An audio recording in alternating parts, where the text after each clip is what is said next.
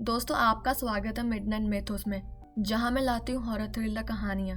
आप सुन रहे थे मौत में अकेलापन, अनीता कृष्णन की लिखी हुई। दोस्तों, अगर आप हॉरर थ्रिलर कहानियों के फैन हैं तो मिडनाइट मेथोस को सब्सक्राइब कर दीजिए। धन्यवाद। लौटते समय पूरे रास्ते सागर पीछे मुड़ मुड़ कर देख रहा था। उसे लग रहा था कि कोई उनका पीछा कर रहा है। इन सब से सुषमा को भी डर लग रहा था। उसने भी कई बार पीछे मुड़कर देखा, लेकिन उसे कुछ भी नहीं दिखा। अगर वहां कोई भी नहीं था तो सागर ऐसा व्यवहार क्यों कर रहा था, जैसे उन पर हमला होने का खतरा है। घर लौटते ही सुषमा और अंकुर ऊपर की मंजिल पर चले गए। सागर ने अपनी पीठ सीधी करने का फैसला किया और अपने बिस्तर पर लेट गया। दिन की रोशनी धीरे धीरे कम हो रही थी और जल्द ही डिनर का समय होने वाला था। तब तक वो आराम कर सकता था। कमरे की खिड़की खुली थी और ताज़ा हवा पहाड़ों से अक्टूबर के महीने की हल्की ठंडक लेकर आ रही थी। खिड़की के ठीक बाहर फूलों की क्यारी में खिलती चमेली की झाड़ियों से खुशबू का झोंका भी अंदर आ रहा था। सागर को ताज़ा हवा अच्छी लग रही थी, लेकिन वह ठंड से कांप रहा था। उसे खिड़की बंद करनी पड़ेगी। लेकिन उसकी ओर देखने के लिए जब वह मुड़ा तो वहां उसने एक साया देखा। कमरे में अचानक एक खौफ भर गया। कौन है वहां? कोई जवाब नहीं आया, लेकिन वह साया ओझल हो गया। शायद कोई उनसे मिलने आया था और वह खिड़की के सामने से गुजरा था। सागर ने बाहर निकलकर देखा, वहां कोई नहीं था। उदास करने वाली भावना लौट रही थी, धीरे धीरे चिढ़ मचाती हुई, चौंकाने वाले रूप में। उसने खिड़की बंद कर दी और जल्दी से ऊपरी मंजिल पर जाने लगा। 10 सीढ़ियों के बाद सीढ़ियां ढुक गई। सागर जब मोड़ के पास पहुंचा तो उसे स्पष्ट रूप से लगा कि कोई उसकी शर्ट को खींच रहा है। कुछ देर तक बर्फ जैसे ठंडे हाथ ने उसे जकड़ लिया।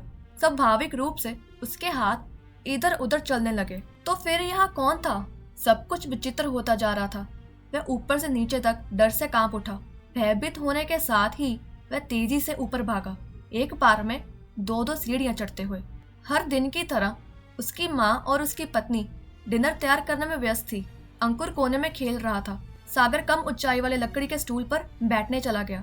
अपने शर्ट के बाजू से उसने अपने माथे पर छलके पसीने को पोंछा। उसका मन बहुत अधिक परेशान था। इस बार तो उसे यकीन हो गया कि यहाँ कोई तो है, यहाँ कुछ तो है, और सिर्फ उसे ही उसकी मौजूदगी का एहसास हो रहा था। बाकी पूरा परिवार उससे अनजान था, या ये बस उसकी कल्पना थी। कैसी कल्पना? मैंने जब उस साय को देखा तो मैं अधिक सोच भी नहीं रहा था। वह एहसास जब किसी ने मेरा हाथ पकड़ा, ऐसी चीजों की कल्पना मैं कैसे कर सकता हूँ? इन ख्यालों में खोए खोए वह डिनर कर रहा था। आज तुम इतने चुपचाप क्यों हो? सुषमा ने पूछा। बस थक गया हूँ, उसने टालने के अंदाज में कहा। सागर उस रात काफी बेचैन रहा। वह चिंतित और भयभीत था। उसकी कुछ समझ में नहीं आ रहा था कि क्यों उसके आसपास कुछ रहस्यमय सा हो रहा है, लेकिन अपने संदेह पर किसी से बात नहीं कर सकता था, सुषमा से भी नहीं। बात करने का फायदा क्या था? या तो उन्हें विश्वास नहीं होगा या बेवजह डर जाएंगे। सोमवार की सुबह की शुरुआत उत्साही ढंग से हुई। उसने सामान्य रहने का प्रयास किया, लेकिन सुषमा ने उसके लटके चेहरे को तुरंत पढ़ लिया। अगर तबीयत ठीक नहीं है तो ऑफिस मत जाओ, उसने सलाह दी। नहीं नहीं, मैं घर पर नहीं रह सकता, ऑफिस में ज्यादा ठीक रहूंगा। सुषमा ने आश्चर्य से उसे देखा। ये कैसा बयान था? वह ऐसा तो कभी भी नहीं था। क्यों? हमारे साथ घर में रहने में तुम्हें कोई परेशानी है? नहीं सुषमा, बात वे नहीं है। मेरा मतलब है कि ऑफिस में इतना सारा काम अधूरा रखकर मैं घर पर नहीं रह सकता। लेकिन ऑफिस में अपने काम पर अपना आधा ध्यान भी नहीं ला पा रहा था। वह बेचैन और खिन्न था, और कभी कभी अपने नीचे काम करने वालों पर बिना कारण बरस भी पड़ता था। उस दिन वह इस वक्त से पहले घर निकल गया कि कुछ देर और रुका तो उसे सबसे दुष्ट बॉस घोषित कर दिया जाएगा। घर पहुंचते ही वह सीधे बिस्तर पर चला गया। सुषमा ने चिंतित होकर कहा, तुम्हारी तबीयत ठीक नहीं सागर? मैं डॉक्टर को बुला लेती हूँ। उसकी कोई जरूरत नहीं, मैं बस कुछ देर सो जाऊं तो ठीक हो जाऊंगा। 2 घंटे बाद जब वह जागा तो अपने साथ सो रहे अंकुर को तुरंत उठाया और सुषमा से आग्रह किया कि वह उसके साथ उसके माता पिता के कमरे में ऊपर चले। चलो शाम का समय उनके साथ ही बताते हैं। हम जब से आए हैं तब से शायद ही उनके साथ समय बताया है। सुषमा उसके पीछे पीछे चल दी और उसकी बातों पर हैरान भी थी। ये सच नहीं था। वह हर शाम कम से कम 2 घंटे उनके साथ बिताते थे, और फिर अंकुर आधा दिन ऊपर ही रहकर अपने दादा दादी के लाड प्यार के मजे लेता था। लेकिन पूरी शाम अपने माता पिता के साथ ऊपर जाकर बिताने से सागर को खुशी मिलती है तो उसे कोई दिक्कत नहीं। हालांकि उसे सागर के साथ अकेले में कुछ पल बिताने की जरूरत थी। जब से वह चंबा आए थे वह बदल गया था। वह उससे कितना प्यार करता था और उसकी जरूरतों का कितना ख्याल रखता था। उसकी समझ में नहीं आ रहा था कि अचानक ऐसा बदलाव उसमें किस वजह से आया। ऊपरी मंजिल पर पहुंचते ही सागर शांत हो गया और अच्छे मूड में था। उसने ये भी कहा कि वह किचन में हाथ बटाएगा। उसने सब्जियां काटी और बैठकर बातें करने लगा, जबकि उसकी माँ और उसकी पत्नी खाना पका रही थी। सुषमा को उसे याद दिलाना पड़ा कि उसके माता पिता का सोने का समय है और उन्हें भी जाकर सोना चाहिए। अंकुर नीचे चटाई पर ही सो गया था और उसे बिस्तर पर सुलाना था। उसकी इच्छा नहीं थी, फिर भी सागर उठ गया। अंकुर को लेकर वह सुषमा के साथ बाहर आया। जैसे ही वह ग्राउंड फ्लोर पर आया, फिर से बेचैनी का एहसास होने लगा। सुषमा के साथ चिपक कर सो गया। उसकी मौजूदगी सुकून देने वाले कंबल के जैसी थी। अगले 2 दिनों तक कुछ भी ऐसा वैसा नहीं हुआ तो सागर को काफी अच्छा महसूस हो रहा था। दिसंबर के आखिरी कुछ दिन बाकी थे। पहाड़ों पर पहली बर्फबारी हो चुकी थी। चंबा 2 फीट बर्फ के नीचे दब गया था। आधी रात को तापमान 0 के नीचे चला जाता था। ऐसे ही एक हाड़ कंपा देने वाली रात को आधी रात के करीब सागर को टॉयलेट जाना था। वह जब तक टाल सकता था टाल रहा था। गर्म रजाई से बाहर निकलना कष्टदायी था।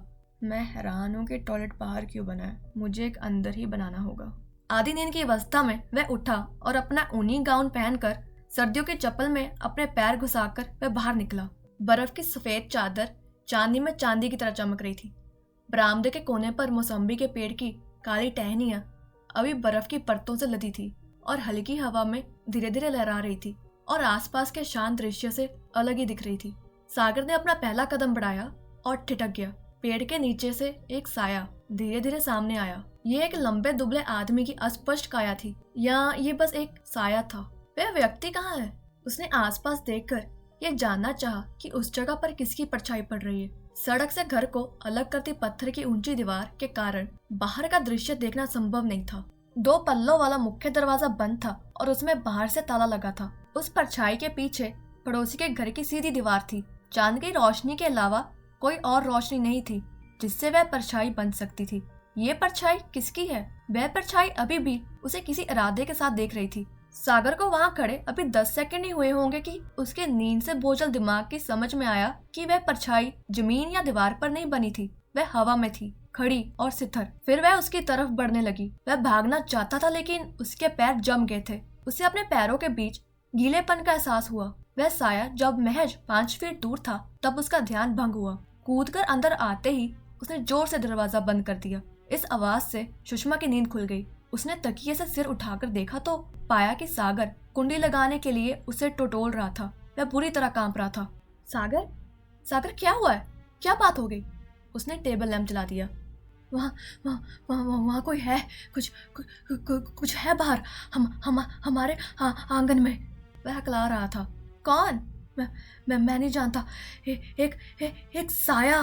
मुझे देखने दो। नहीं मत देखो, वहाँ एक भूत है। इससे पहले कि सागर सुषमा को रोक पाता उसने बाहर झांकने के लिए दरवाजा खोल दिया। वहाँ तो कोई नहीं है सागर, उसने तुरंत नजर दौड़ाने के बाद कहा, लेकिन उसका दिल दहशत में बुरी तरह धड़क रहा था। दरवाजा बंद कर लो सुषमा, प्लीज बंद कर दो उसे, प्लीज। सागर बहुत डरा हुआ था। दरवाजा बंद करने के बाद सुषमा सागर की ओर मुड़ी। उसके चेहरे का रंग उड़ गया था और वह बेतहाशा कांप रहा था। उसने उसका हाथ पकड़ा और अपने कमरे में लेकर आई। मैं ऊपर जाकर तुम्हारे लिए एक गिलास गर्म दूध लेकर आती हूँ, उसने कहा। नहीं तुम कहीं नहीं जाओगे, नहीं। सागर ने सुषमा के हाथ पर पकड़ को मजबूत किया और उसे रोक लिया। बस मेरे पास रहो सुषमा, मुझे डर लग रहा है। किससे डर लग रहा है सागर? मैं नहीं जानता। हम जब से आए हैं कुछ ना कुछ हो रहा है। कुछ है जो मुझे परेशान कर रहा है। मुझे अपने आसपास किसी की मौजूदगी का एहसास होता है, लेकिन आज अभी मैंने उसे देख भी लिया। क्या देख लिया सागर? सुषमा दहशत में थी। एक आदमी का साया, बस एक साया। वह मेरी ओर बढ़ा, मेरे पास आ गया, लेकिन मुझे तो कुछ नहीं दिखा था। तुम्हें कुछ एहसास नहीं हो रहा था, लेकिन मैं कर रहा हूँ। सुषमा कांप उठी। सागर, तुम मुझे डरा रहे हो। मैं भी डरा हुआ हूँ शुष, मुझे ही परेशान किया जा रहा है। मैं नहीं जानता क्यों, मेरी समझ में नहीं आ रहा कि क्या करूं। भय पैदा करने वाली खामोशी के बाद सुषमा ने कहा, हम इस पर हाथ धरे बैठे नहीं रह सकते। हमें मदद की जरूरत है। हमें किसी से सलाह लेनी होगी। चलो कल मंदिर के पुजारी से बात करते हैं, उनके पास इस समस्या का कोई हल हो सकता है। दोस्तों, आप सुन रहे थे अनीता कृष्णन की लिखी हुई मौत में अकेलापन। इस कहानी का अगला भाग आपको जल्द सुनने को मिलेगा। ये कहानी आपको अगर अच्छी लगी तो लाइक कर दीजिए। मैं आपको फिर मिलूंगी इसके अगले भाग के साथ। धन्यवाद।